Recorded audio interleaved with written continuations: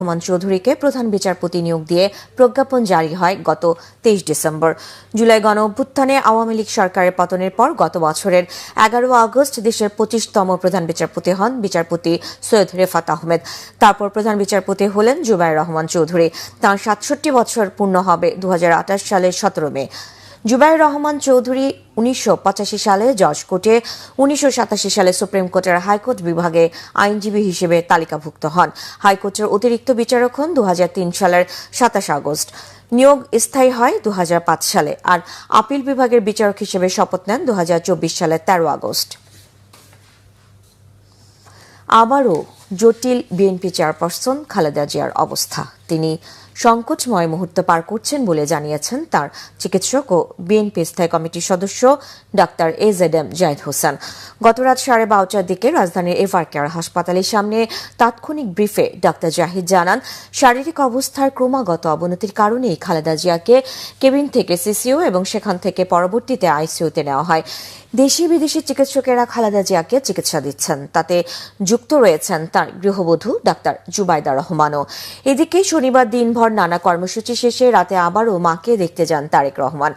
2 ঘন্টার বেশি সময় সেখানে অবস্থান করে রাত 12টার দিকে হাসপাতাল ছাড়েন তিনি। গত 23 নভেম্বর থেকে এভার কেয়ার হাসপাতালে চিকিৎসাধীন বেগম খালেদা জিয়া। অধ্যাপক শাহাবুদ্দিন তালুকদারের নেতৃত্বে দেশি বিদেশি বিশেষজ্ঞদের সমন্বয়ে গঠিত মেডিকেল বোর্ডের অধীন চিকিৎসা কার্যক্রম চলছে তার। বেগম খালেদা জিয়ার নানা শারীরিক জটিলতার মধ্যে ডায়াবেটিস, কিডনি, হৃদযন্ত্র ও ফুসফুসের সমস্যা উঠানামা করছে।